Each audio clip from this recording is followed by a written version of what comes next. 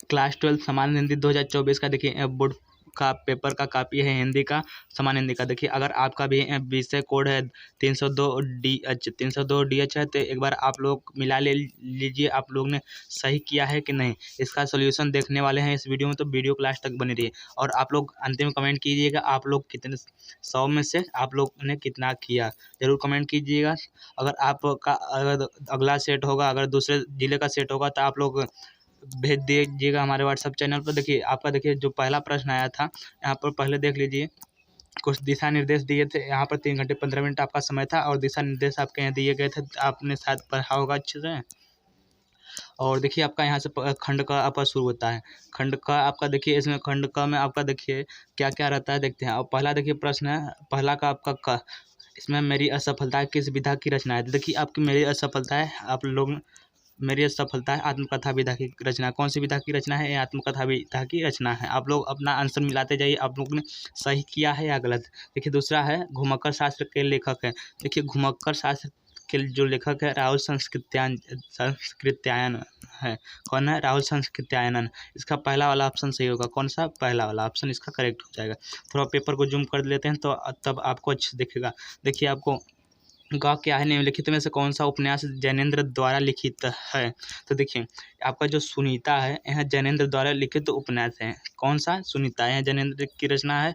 और घ नंबर है ब्राह्मण पत्रिका का संपादन किया था। ब्राह्मण पत्र का जो संपादन किसने किया था वो बताना। तो देखिए मैं आपको बताया था पत्रिका से रिलेटेड आपके बोर्ड परीक्षा में एक प्रश्न बनना तय है। तो आप लोगों ने जो बताया था अगर पढ़े होंगे तो आप इस क्वेश्चन का आंसर सही किए होंगे। देखिए ब्राह्मण पत्रिका के जो संपादक हैं प्रताप नारायण मिश्र है। कौन है? प्रताप नारायण मिश्र है। आशा करता हूँ आप लोगों ने इस क्वेश्चन का आंसर सही दिया होगा। और देखिए अंग नंबर है आपका चिंतामणि रचना के लेखक है। चिंतामणि रचना के जो लेखक है रामचंद्र शुक्ल है। कौन है? रामचंद्र शुक्ल। देखिए यहाँ से पहला का आपका बहुविकल गद्य साहित्य के विकास से आपका प्रश्न था, वहाँ से आपका खत्म। और देखिए यहाँ से अब दूसरा का शुरू होता है पद्य साहित्य के विकास से। देखिए दूसरा का प्रश्न है अयोध्या सिंह उपाध्याय हरिऔध की रचना है। आपका जो वैदेही उपन्यास है यह अयोध्या सिंह उपाध्याय हरिऔध की रचना है। और दूसरा देखिए ख नंबर है, दूसरा का ख सरोज स्मृति कविता के रचनाकार। इसके जो रचनाकार हैं सूर्यकांत त्रिपाठी निराला जी हैं। तो इसका पहला वाला आपका ऑप्शन सही हो जाएगा।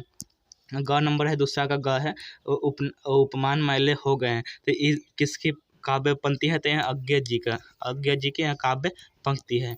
अगला है देखिए एकांतवासी योगी किसकी रचना है? तो यहाँ श्रीधर पाठक की। किसकी है? श्रीधर पाठक की।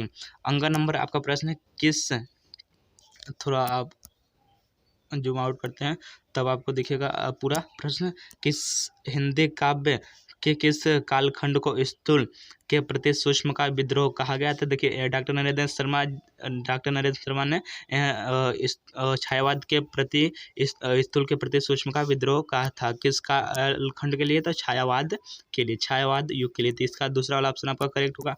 और देखिए आपका यहाँ से तीसरा प्रश्न शुरू होता है आपका। देखिए यहाँ से 10 नंबर का गद्य साहित्य और पद्य साहित्य का विकास से वहाँ 10 नंबर का हो गया। और यहाँ से देखिए अब दिए गए गद्यांश पर आधारित प्रश्नों को उत्तर। देखिए यहाँ पर गद्यांश दिया गया है, आप 10 नंबर का आपका पूछा जाता है। देखिए साहित्य कला नीति हैं। देखिए आमोद प्रमोद अनेक रूप, यहाँ आपके पहले चैप्टर थे जिसके लेखक कौन है? वासुदेव सर्वगा। देखिए आपके इस प्रकार प्रश्न दिए थे। उपयुक्त गद्यांश का संदर्भ देखिए आपका पहला राष्ट्र का स्वरूप नामक पाठ से लिया गया। इसके जो लेखक है कौन है? इसके जो लेखक वासुदेव सर्वगा। दूसरा प्रश्न क्या है? और देखिए इन सब तीन जो प्रश्न हैं आपके इसी गद्यांश में देखने को मिलेंगे, आप लोग कर पाए होंगे। और देखिए दूसरा यहाँ पर गद्यांश है, आप लोगों को शायद नहीं दिख रहा होगा सही से, तो आप लोग अपने मोबाइल का लाइट थोड़ा तेज कर लीजिएगा, नहीं तो HD में करके देखिएगा। ये देखिए दूसरा अशोक को देखकर मेरा मन उदास हो जाता है। आपके दूसरे अशोक के फूल के नाम, अशोक को आपका जो फूल है उससे लिया गया है। इसके जो लेखक है आप हजारी प्रसाद द्विवेदी जी है, आप लोग जानते होंगे। देखिए यहाँ से चौथा प्रश्न आपका स्टार्ट हो गया। शायद आपको नहीं दिख रहा होगा, लेकिन यहाँ से देखिए आपका चौथा प्रश्न दिए गए पद्यांश पर आधारित प्रश्नों के उत्तर दीजिए। देखिए विस्तृत नभ का कोई कोना, विस्तृत नभ का कोई कोना। तो देखिए ये आपके इसका देखिए कौन से चैप्टर से लिया गया है?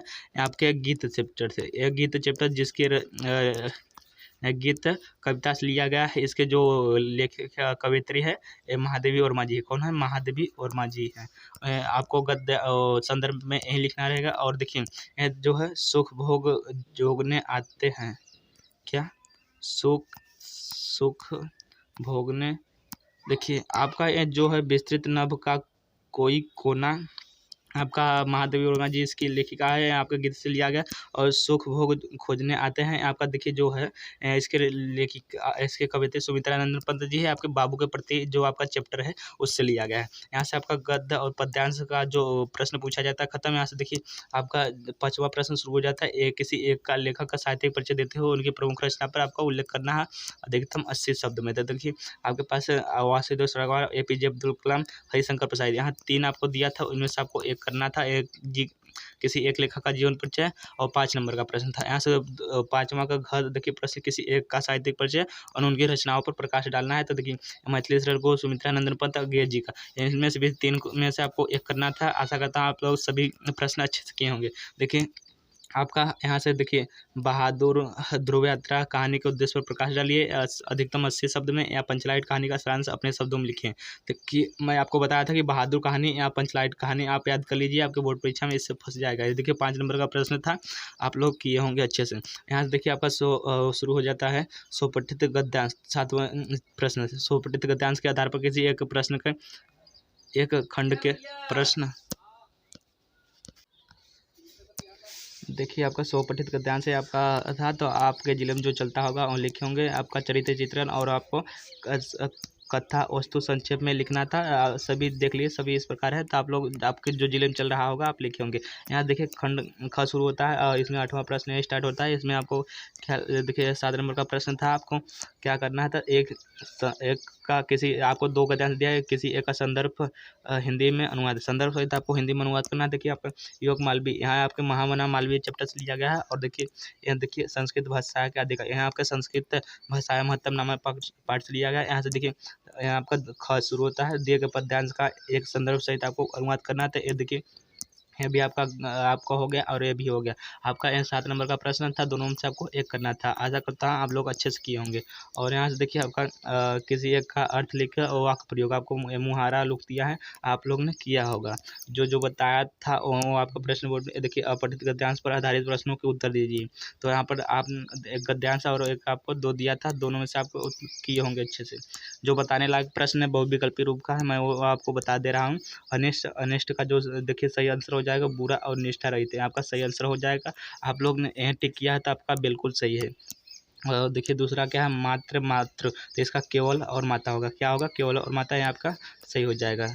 और देखिए ख नंबर यहाँ से आपका है, किसी एक का देखिए अर्थ लिखिए। देखिए तात और सुरभि सीखा मधु, तो तात आप जानते होंगे पिता, बड़ा, गुरु, सदुपयोग आए सब आपके इसके पर्यायवाची हो जाएंगे। आप लोग कर लिए होंगे। किसी एक का 2 ही अर्थ लिखना था, जो कम बोलता है उसे क्या कहते हैं, उसे मितभाषी कहते हैं। इसका वाला ऑप्शन आपका करेक्ट होगा। और देखिए जो बूढ़ा ना हो, तो जो बूढ़ा नहीं होता उसे क्या कहते हैं, अजर कहते हैं। आपका इसका भी वाला आपका सही आंसर हो जाएगा। अब देखिए इसके 2 वाक्यों को शुद्ध करके आपको लिखना था। तो देखिए यहाँ प्रश्न था, मैं अनेकों बार दिल्ली जा चुका, तो मैं अनेकों बार नहीं, मैं अनेक बार दिल्ली जा चुका हूँ। सीता ने पुस्तक लिया, सीता ने पुस्तक लिया नहीं ली, तो आप लोग ने 2 कर दिया। गमला मेज पर रखा नहीं, गमला मेज पर रखा नहीं है, यहाँ पर जो सही होगा आपका मेज पर गमला रखा है। आशा करता हूँ आप लोग इसका भी सही किए होंगे, सरल आपका था। और यहाँ पे देखिए 12वां प्रश्न है करूर या शांत रस का आपको परिभाषा आपको उदाहरण से लिखना है।